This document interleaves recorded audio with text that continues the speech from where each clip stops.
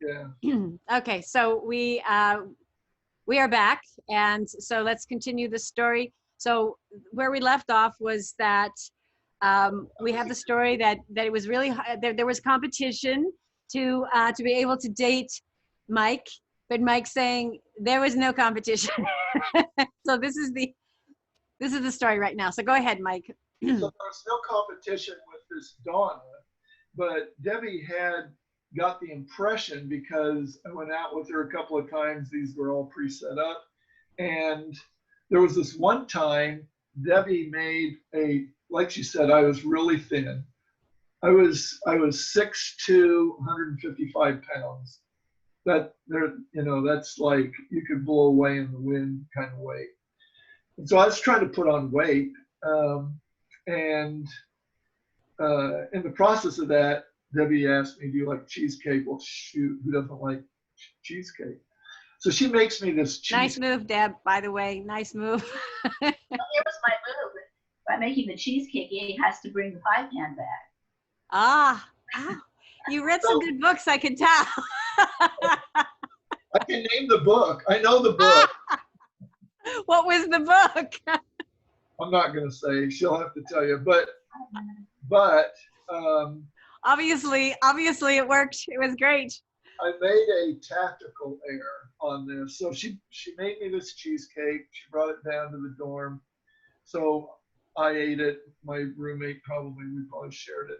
At any rate, it's been a couple of days, and I need to get this pan. It's a nice Pyrex glass pie pan, right? Pie dish. And so I got to get this back to her. Well, I got this date with Donna, that was already pre-set up and everything. And I'm in a suit.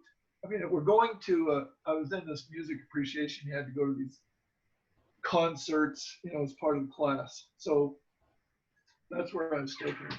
So in the process of that, I thought, well, I'll just bring this back to Debbie. I'm going to tell her I'm going to this concert. She doesn't need to know I'm going with Donna. So I dropped the pan. I talked to her for, I don't know, we talked for 10 or 15 minutes because I got there early. I was interested in seeing her. You're going to just speak up a little bit. We can't hear you. So I was interested in talking with her anyway. So I got there early. We talked for 10 or 15 minutes, and then I had to make sure she went into her apartment because I'm going downstairs in the same dorm to get Donna and to head out.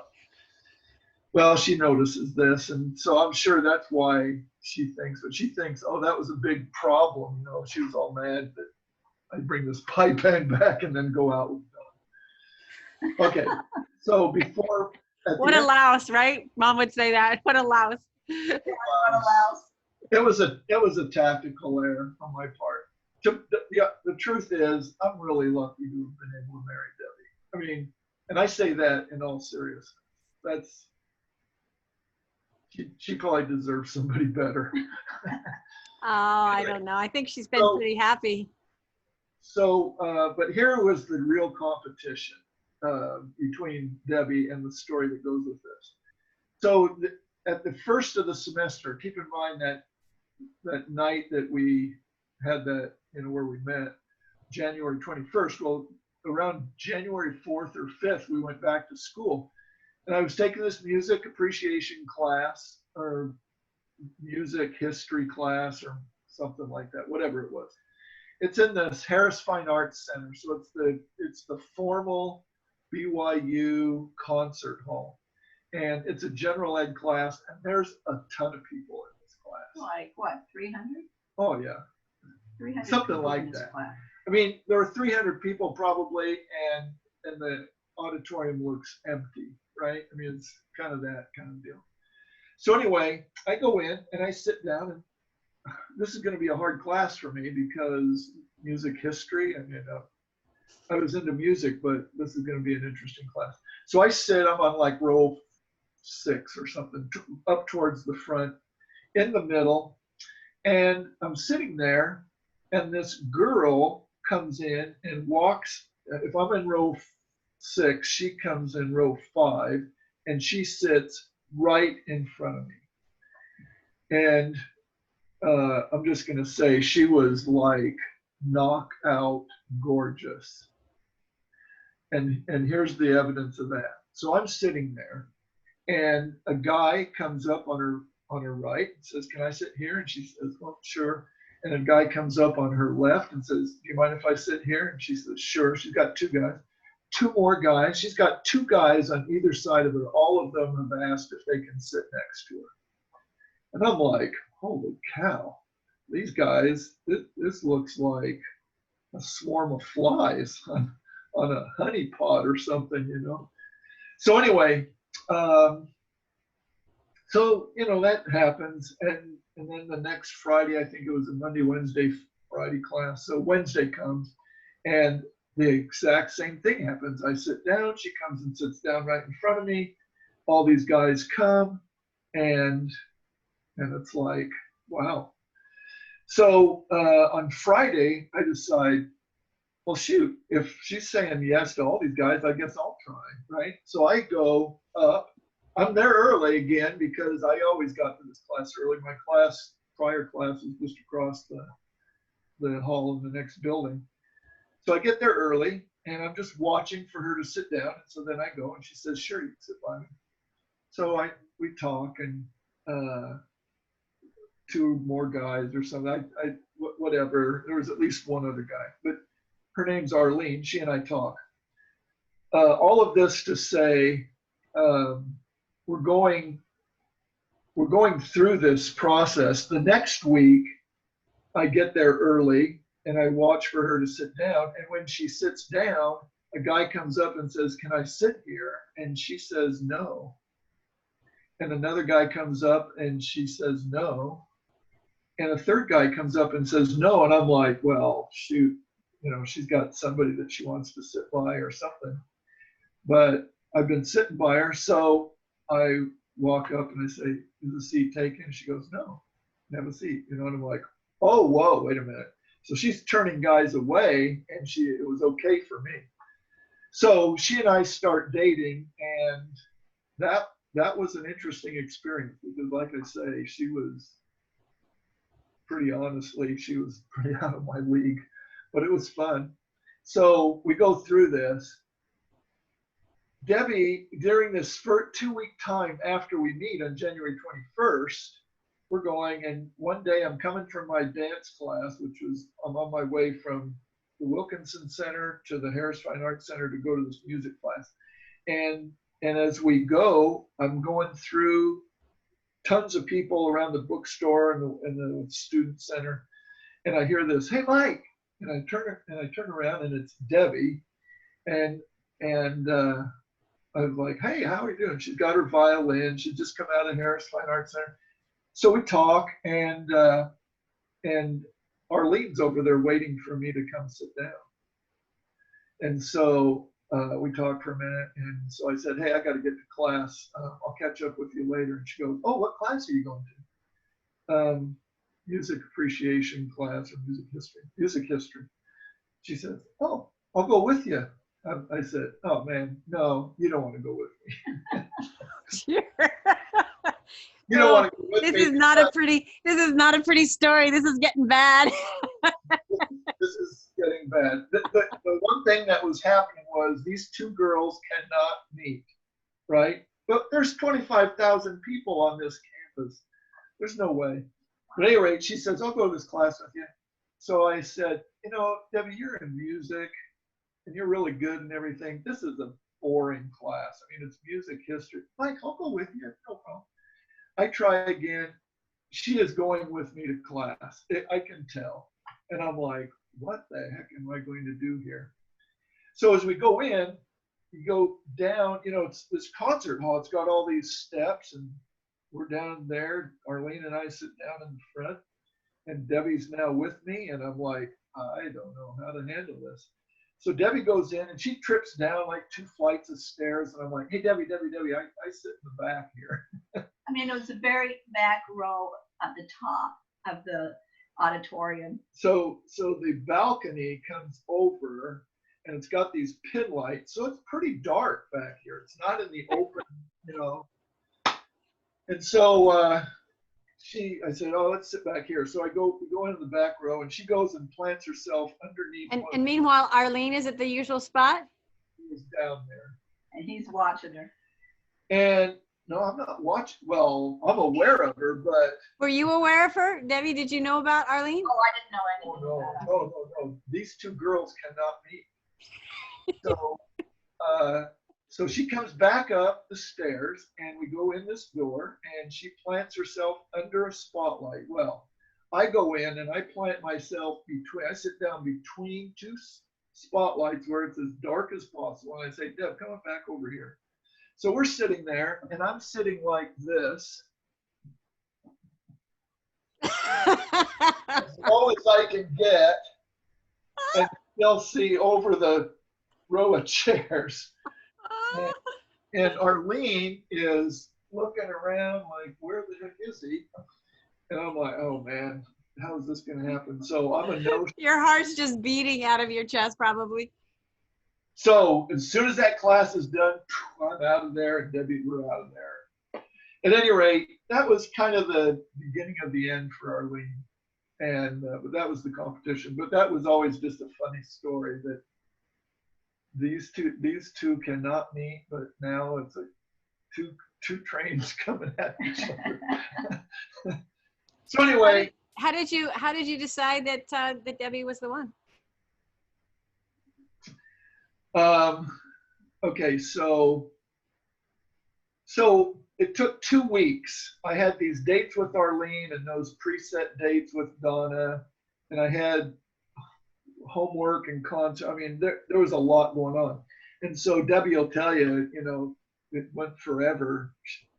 It seemed like it was forever, 2 weeks. But I had set up a date with her at the earliest opportunity, and I didn't set up any additional dates after that because I thought Debbie liked me. She came down to the track, and where I was running, I would run every day. And there's different things, and I really liked her, so was this after Arlene? Yeah. So in the next 2 weeks, Arlene and we had a date or two, and then that was the end of it. And to be honest, I think that dating, it had gone on for a month, and I think that was kind of coming to a natural end anyway. But probably me not showing up might have helped bring it to an end, and stuff like that. So, at any rate, the answer to your question is, after that 2 weeks, I'd asked Debbie to go to the Vienna Boys Choir concert. And it turned out that we couldn't. I can't remember why, but we ended up going up to Logan and Brigham City. I think it's because they didn't show or something like that. They weren't able to come. There was some deal that we ended up not going to that, but we did end up going up. And so we got a ride. I don't have a car. So we get a ride up to Logan, and then I get my parents' car and I drive her back to Brigham City. And in the process, now, I don't move fast with girls. I never did. But Debbie and I have hardly been on a date. It was those 2 nights, that Sunday, Monday, the Sunday night where the bells and whistles go off and I'm paying attention. At any rate, we get there. Debbie is in the back seat of this VW and trying to find something. There's something in the car, or putting something in the car. At any rate, turn around. And I'm in the front, and a VW has 2 doors, and so the seat's kind of up, and I'm on the front seat with the seat pulled up because Debbie's kind of halfway in the car and halfway out, right? Because we're in the driveway. Anyway, she turns around, we're talking, and I kissed her, and I was like, whoa, that was good. But that was before we really had an official date, so that was kind of a surprise. Well, we had the Tin Man Band. That was after. So Debbie, what was the kiss like? Come on, we want the girls' side. It was like, oh, he kissed me. It wasn't. Okay. It wasn't a romantic kiss or anything. It was just a short kiss, but it couldn't have been anything. But your intentions were now clear. It was, yeah, I guess so. You could say that. So from that time on, I thought I don't have to worry about any more cheesecake. Any more cheesecake? I The cheesecake was cut off after that. aced myself out of all future cheesecakes. And Yes. I there, so I wasn't going to get it. Interesting that was the first thought that came into your head, Debbie. So what happens then is from that time, from the trip up to Logan and that was like February 2nd, she and I see each other every day. There was not a day. And We studied in the library together. a lot of time. And we're spending time, but I'm a sophomore. I'm in my fourth semester, so I'm on my way to becoming a junior. I was probably really close to becoming a junior. Things are getting pretty serious for me. And I was a above average student, but I wasn't a great student. Whatever grades I got, it was through brute force. I mean, I had to really work at it. Was BYU pretty hard as a What? school? Academically, was BYU pretty hard? Oh yeah. We could. That's another story. But the point was, we're going to the library and we're socializing, and I'm like, I can't do this. But we would go to the library. She would go to one floor, I'd go to the other. But we considered ourselves there together because she had to go one place to do things, and I was in another place. But I just told her, Debbie, when we're at the library, I have to study, right? And she's like, that's okay, I'm fine. You know, we just like being around each other. And so that continued, but we saw each other every day. So this is how dense Mike is. So about the first week of April, school's going to get out the end of April. The first week of April, I'm walking Debbie home. It's the middle of the day, like noon or 1 o'clock. And we get to her dorm, and she hands me a envelope and says, you can't read this until I'm in the dorm and you're on your way back. And I'm like, my heart sinks because I'm like, this is I don't want to see you anymore letter, right? So that's where your mind goes right away. That's interesting. That's where my mind went. So anyway, I open this up and it's got a little preamp thing, and then it's got a poem, right?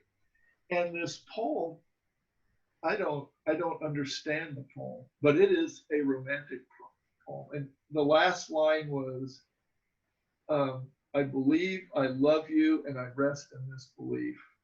That was the last line of this poem. I believe, I love you, and what? And I rest in that belief. We've got it downstairs someplace, but that's the last line, right? So I read it's this. Not memorized?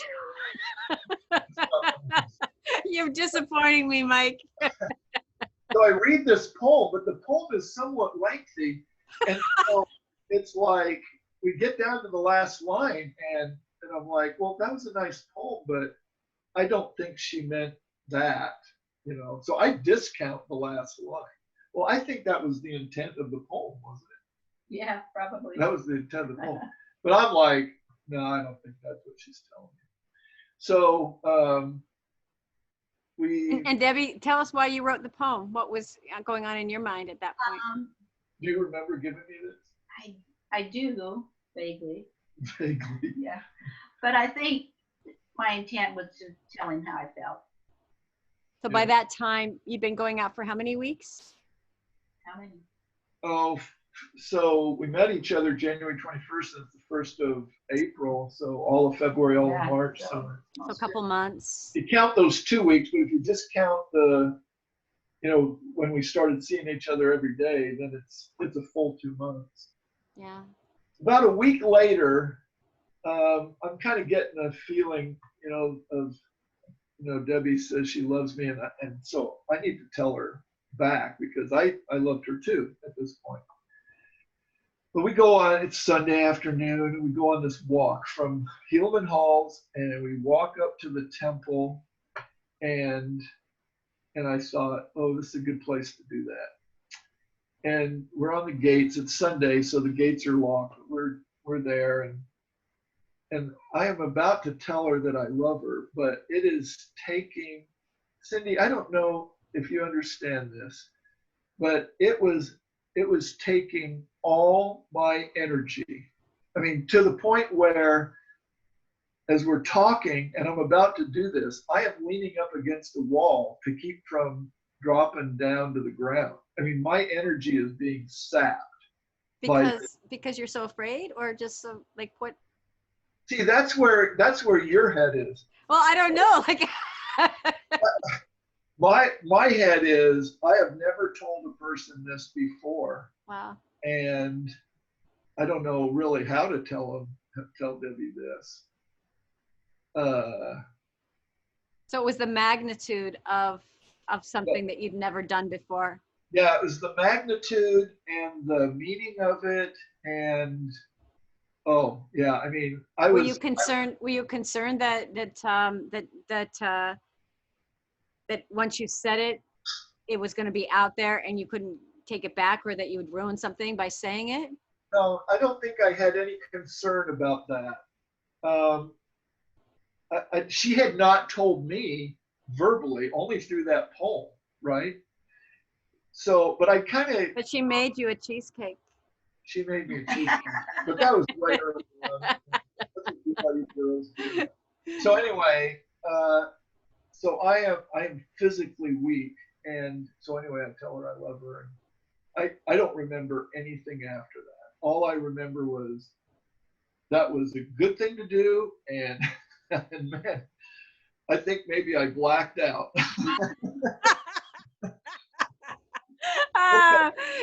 That's so fun. I want to hear. I wonder what was your experience, Debbie, when he said that?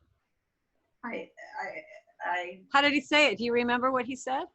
Just said, "I love you," and I went. No. There was some lead up to that, and it wasn't just plain out. I mean, you're blacked out, dude. You don't even know what's going on. Well, I'm aware of everything up to that point. Okay. It's after that point that I don't know what's going on. Up to that point, no, there was a good feeling about it. It wasn't just a flat statement. Yeah. There was no way that was a flat statement. Well, was that momentous for you, Deb? Was that like an occasion that you're just like? No, she might not remember this, but she is holding me up. I mean, I am leaning against a wall, and I'm talking, and we're kind of there, and she's kind of holding me up a little bit. I mean, not physically holding me up, but a little bit, just to keep me from going to the ground. It was tough. That's so romantic, though. That yeah. Yeah. But did you know what it was like for him, Deb? I mean, at that point, were you like? Realize what he was going through after we were married, and then he told. It wasn't obvious. No. Okay, well that's good. You were very cool. That's good that it wasn't obvious. Okay. You probably just look sort of hip, like, well, whatever, I love you. No, I think I was coherent.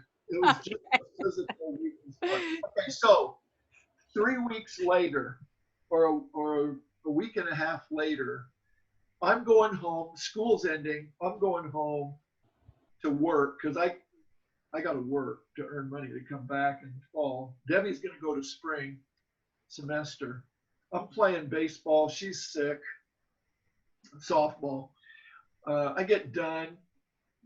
The dorm room, the curfew to get all the boys out of the dorm is 11 o'clock.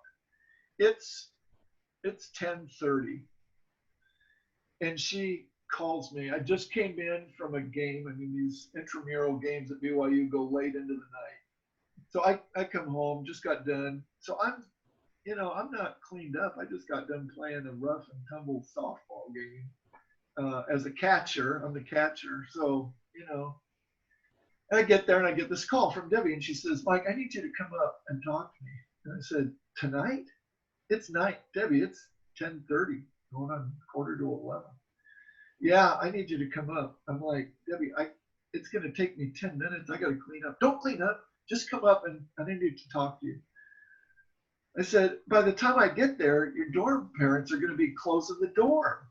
And she goes, no, don't worry about that. Just, you need to come up. And so. Love your attitude, Deb.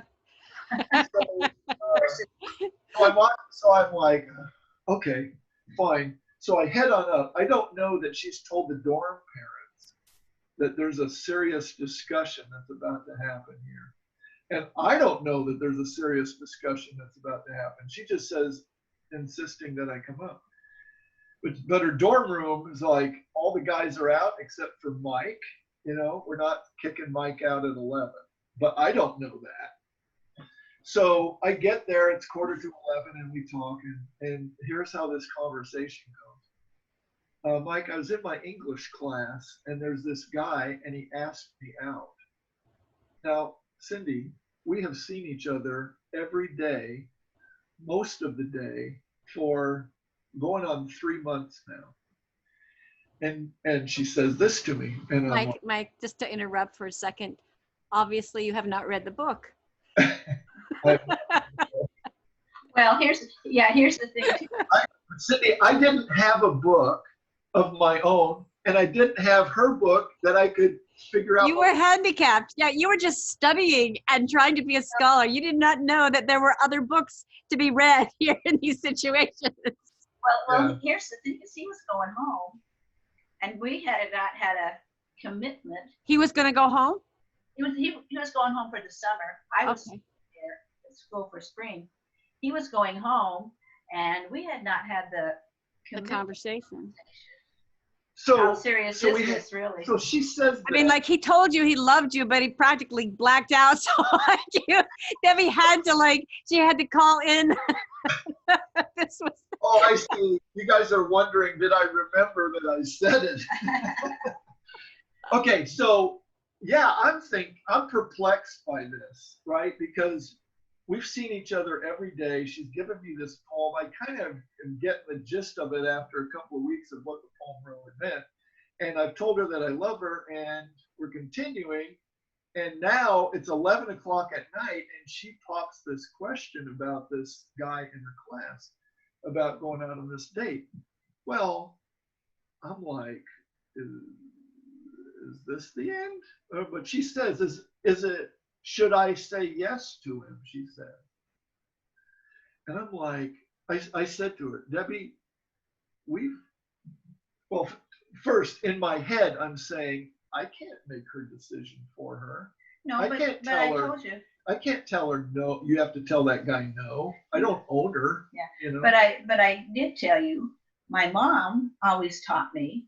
I know. Hold on just a second. So I said, she says that. I said, well, Debbie, we've seen each other every day for almost 90 days. And I'm thinking that maybe is enough to give her, whatever decision she's going to make. And she says, she just said, well, my mom told me that if you're going home, and if I'm not serious with a guy, then I should be dating around. And so, and then she poses the question again: should I say yes to this guy, or should I tell him no? And I am like, I cannot absorb this. What's going on here? So we talk and we talk. At any rate, such a great story. We keep talking, and I don't know, it's probably 11:20 now. We've been talking for over a half an hour just on, is she going to go out with this guy? And I knew the guy, and I'm thinking, you bum, because he's in her class, her English class, but he's also on the floor in my dorm. And he knows that she and I are dating and that. So anyway, finally I'm like, Debbie, this is a quote, Cindy. Debbie, if you're asking me if the thought of you and I getting married has crossed my mind, yes, it's crossed my mind. Now, that's not me asking her to marry me. That's just saying, has it crossed my mind? That's all I mean by this. As soon as I say that, she goes, okay, that's good, Mike. You can go home now. And I'm like, what did I just say? I did not know that if you have a discussion with the girl and you mention the M word, that is kind of like final. At any rate, things were on a fast track from there on out. So she tells the guy no. Every weekend, this was going to happen whether she told him no or yes, but every weekend, Friday night, I would go down to either Provo or every other Friday she'd come up for the weekend to Brigham City, and I'd go down to Brigham City. So you were living in Provo and she was living in Brigham City in the summertime? I'm in Logan. My parents are Logan. Okay. working at Dupree company, which is making hand trucks. This is like working in a metal factory. Okay. A foundry. I mean, you come home, you are black from metal bending, metal cutting. And so I would get dressed. Anyway, I would head down. He'd come down to Brigham City. You remember, Cindy? So were you living in Brigham City in the summertime, Deb? No, she's at Provo. Okay. Break term. And so one weekend I would go from Logan to Provo. Okay. And stay until Sunday because I knew guys down there. I just sleep in the apartment. And then every other weekend she would come up to Brigham City and I would go to Brigham City. Okay. And her dad, who you know pretty well, Cindy. Kind of. I know him a little. So Probably remember this. So I'm showing up, like every other weekend at their house, and he's like, "You're not sleeping in the house." Of course not. He puts me out in the trailer. Of course. You remember that? He'd sleep in the trailer. I was in the trailer, and we would spend the weekend together, and my dad's going crazy. That's another story. Your dad? Oh, yeah. He's thinking, Mike, you're moving too fast. You haven't known this girl for 4 months. What's going on here? And I'm like, hey, Dad. I was always respectful of my dad. This was the only time where it was like, Dad, no, this is. Did he not meet her? Like.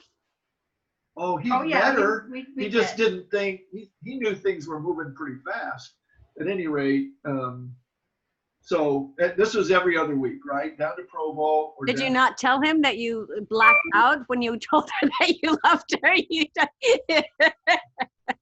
No way. So we're going back and forth, and every weekend we're seeing each other for Friday night, Saturday, and Sunday, and then I would take off for that. The other thing was I wrote her every day, and she wrote me every day during every day. So when I came out of the factory, I was walking because it was about 6 blocks.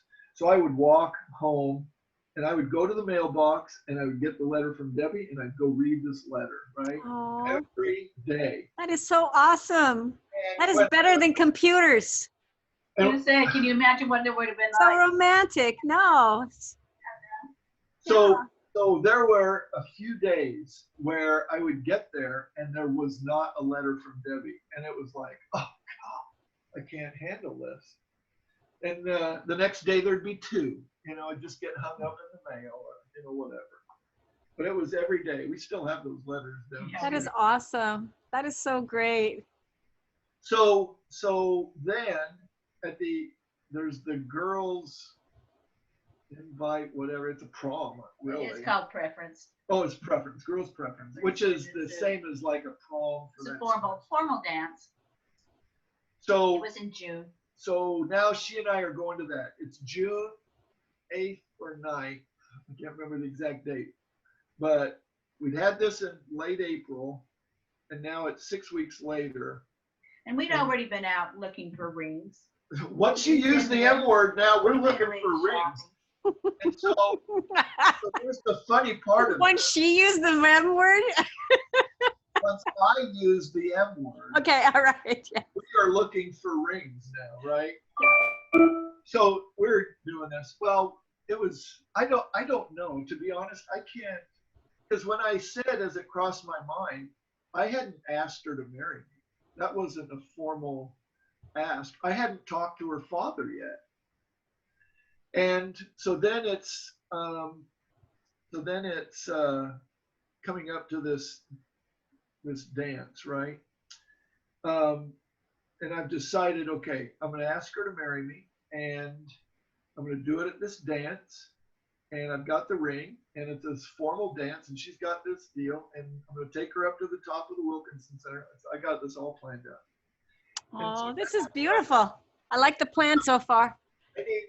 So she's the first girl of the Christensens to get married. So I need to ask her dad. So one of these weekends, it's Friday, I get there. Rosalie and Wendell's sitting in the chair, and I'm sitting in the other chair, you know, in the window in the living room. The girls are on the couch. Am I one of them? You're one of them. Okay. So we girls. And I just felt objectified right there. the girls. So you guys are sitting there, and your mom is there, and one of you, there's a chair at the end, right? You go into the kitchen this way, the sofa, there's a chair. So you're all Why is this feeling like a scene out of Pride and Prejudice? At any rate, I know. I'm going to ask Wendell if I can marry his daughter. And she's not 19 yet. She's still 18. She's not going to be 19 for another 5 weeks. But we've gotten to this point, and so anyway, we're talking, and we're just having this. And all of a sudden, like there's some signal. There was no signal. Your mother. This is totally Pride and Prejudice. I can't believe it. Your mother says, come on, girls. And they all rose at the same time, and out they go, and it's me and Dad. From Pride and Prejudice. I cannot believe that. That is so funny. I had no clue what was going on, I'm sure. And I'm like, blah, blah, blah, blah, blah. I'm not, you know, I'm going to do this sometime this weekend. Well, now it's like, I guess now You are one-on-one with Wendell now. I'm one-on-one, yeah. Toe-to-toe. Toe-to-toe. So, That for a guy of what were you, 20, 21? 21. 21. 73. So I 22. just turned 22. 22. Dude, you're a brave man. Anybody to go toe-to-toe with my dad at that age. So we talked for a minute, and I said, explained about me and Debbie and everything.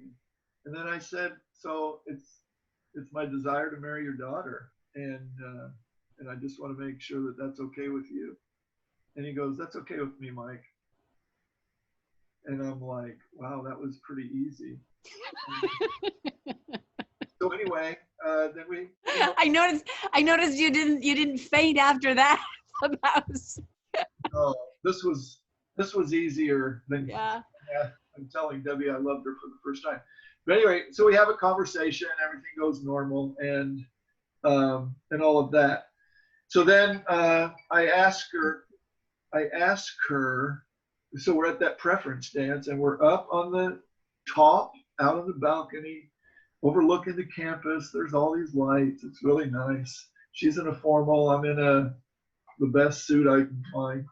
Oh, which was that gray suit. That's another story. So anyway, fancy dancy suit that I bought in Finland. At any rate, I asked her to marry me, and she says yes, and I put the ring on, and so now it's official. Now here is the end of the story.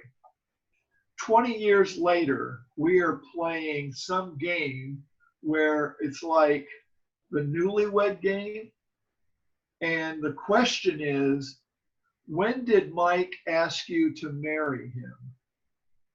And the answer, do you know what the answer was, Cindy? I do.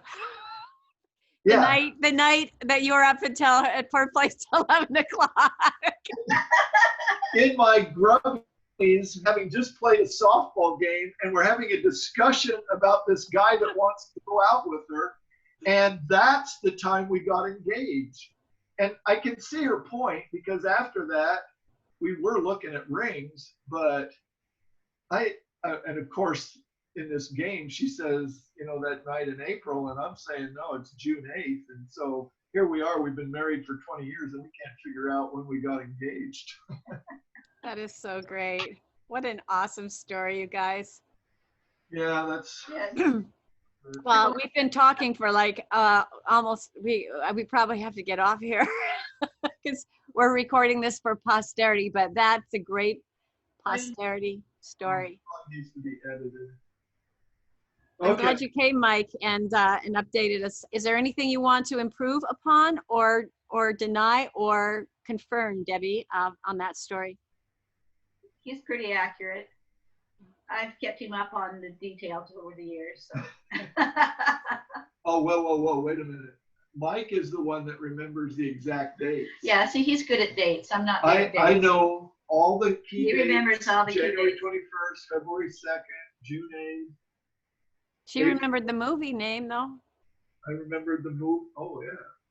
Oh, I remember all this. I'm not your normal guy that wasn't paying attention. No, he remembers all that. He remembers dates. That's beautiful. More than she does. Makes me wonder. That's sometimes. why I say, how many weeks was that? I have to ask him. But See, I think that's a Christensen thing. Like, I don't remember any dates or any anniversaries. Like, I'm not good at that. So I know other people that, you know, would always remember the dates, and I'd be like, had no clue. Yeah. So I just don't think it was a thing that we did. It's interesting because about 5 years ago, this discussion came up, and I thought, you know, the date. I actually thought it was January 19th, and I looked it up. You could look up on the internet. You can look everything up on the internet. But it was actually, I looked up the Sunday. It was the 19th of Sunday because I knew it was on a Sunday, and it turned out to be January 21st. So I was off by 2 days. But then I looked up the show schedule. I think it was on CBS, and here it is, January 21st. 30 years later, it says January 21st, 1973, 7 o'clock at night, How the West Was Won. That is so cool. Pretty cool. That is so cool. So the final question I have for you, since you're both there, is what has been, so obviously in your story, you got to know each other a lot by writing, which is awesome that you could do that, because I think that's a really great way to get to know somebody. But what has been the biggest surprise that you didn't expect in being married to each other? biggest surprise. Well, there's just one story that comes to my mind. Other than that, there's not. I want to hear this one. Oh, you know about this one. So we're going to live 490 North, 800 West, which was the store that your dad ran when he was a teenager, converted into a triplex. We were going in there, and the people wouldn't move out. At any rate, we were for the first 2 weeks after our honeymoon. Our honeymoon was like 48 hours. At any rate, we had to go into the L&L Motel, which was a dive in Orem. It was a dive, but it was all we could afford. Yes, poor students. We got married. My dad gave us a 10-year-old Dodge Dart station wagon, and that was it. Other than that, man, you get married. Both Wendell and Frank, you guys are on your own, man. You're off the payroll. That's pretty much the way it was back then, wasn't it? Oh yeah. So that was all we could afford, and so there was that. But here's the story. So the first night, Cindy, you're gonna resonate with this. So the first night we're in this apartment, and we go to bed, and we wake up the next morning, and Debbie gets up out of bed. It's like 7 a.m. She knows what's coming. Yeah. It's 7 a.m. and it's time to get going. And she stands up and she literally kicks the wall. And I'm like, as she is wont to do. My eyes are like, and I went, what happened? And she was mad about something, and I was like, Well, that's the last time that's going to happen, isn't it? And she's never done it since. That's the last time. That's what we all knew growing up. Yeah, that's why you did. Debbie and I already talked about that. You didn't talk to Debbie for the first 20 minutes because it would just be like, not easy. Been that way, except for that morning. It has never been that way in our marriage. Well, you cured her of it then. That's true love. Yeah, I guess. That's true. True love. True love. So Debbie, what was your surprise? Moving to Iowa. Oh, but you knew we weren't going to stay in Utah. Yeah, I know. That was decided. But I think the before biggest ever asked you to surprise is marry. where we actually ended up living our lives and raising our family and children. Yeah. Yeah, that was a big surprise. I thought, yeah, it would be a little bit different than that, and it hasn't been bad. It's been really good. Yeah. There's another story about that, which we won't tell now, but we were sent here. I think I think the Lord sent us here. Yeah.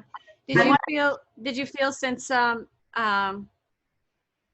because you guys, I think you guys are a wonderful example of two people who really get along. And did you feel like when you first met that, like, wow, this is an easy person for me to get along with? Was there a lot of that there, so that when you guys finally got married, it was like, just moving ahead with what you had? Yeah, it was just felt like a natural next thing. Yeah. So to support that thought, Cindy, we were going to get married between semesters after Christmas. And the deal was we both had to get jobs. We got engaged. Neither one of us, we're going to school. Neither one of us had jobs. So we had to get jobs. So we came down early in August before the fall semester. Well, once we got those jobs, now things were stable. I mean, nobody in their right mind would call that stable, but we had jobs and we're going to school. And so what was happening was she was staying in an off-campus apartment complex. And I was walking. Remember, I don't have a car until we get married. So I'm walking, and we're talking late at night. We just love being around each other. And so every night at midnight, well, this is killing me. Number one, the walking, there was some distance to it. But the second was, this is going on around the clock. So I finally said to her, Debbie, when school starts, because it hadn't actually started yet, I can't continue this, why don't we pull the date up? So we pulled the date up to mid break, which happened to be general conference weekend, right? Thursday before general conference. So we were going to be off school so we got married on a Thursday, had the reception on a Friday. We had our honeymoon up at Sun Valley Saturday and half a Sunday, and then we drove back down Sunday, and we were in school on Monday. Yeah. So wow. it's kind of, but we had to call her mom and say, can we pull this up? And oh my gosh, poor mom. I'm sure. We had been planning this all summer. I'd made my dress. Everything was pretty much in place. So before it really wasn't too hard for her. there was still I'm sure. I think I kind of remember that now, because Mom always, she's so good at all that sort of thing, and she's very good at organizing stuff. So, and this was her first daughter getting married. This was no small deal. It was no small deal, and Yeah. so we pulled it up. But it was what you said. We'd kind of gone along, and Can't hear you very well. we had kind of been going along on this. And and so getting married, it was just kind of a continuation of what we've been doing. Except Yeah. now we sleep in the same bed and we're in the same apartment, right? That was the only thing that changed. So. The other day, I want to say one thing about mornings. Your mic has kind of gone kind of quiet. I don't know what just happened, but I'm sorry. Can you hear me now? better. Yeah. I want to say one thing about mornings, and this is Wendy and I sleeping downstairs. And this is Dad. Wendy and I, because we were downstairs, and the TV was downstairs. Some nights we stay up late and watch the old movies till 2 in the morning, the two of us, then go to bed. So Dad'd come down in the morning, and he'd give us his da da da da da da da da da da da, and it's like, Dad, go away. We're still sleeping. Time to get up, girls. Oh boy, Dad. So anyway, that was my remembrance of.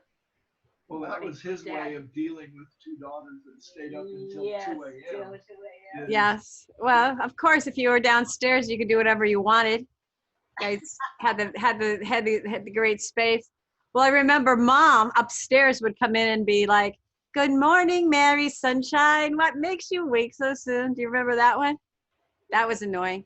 Remember when Dad would always bring us gifts back from Korea, and he brought me back, and I don't know if we still have it, but it was a clock that was an alarm clock, and it would go da da da da da da da da da da da. Do you remember that clock?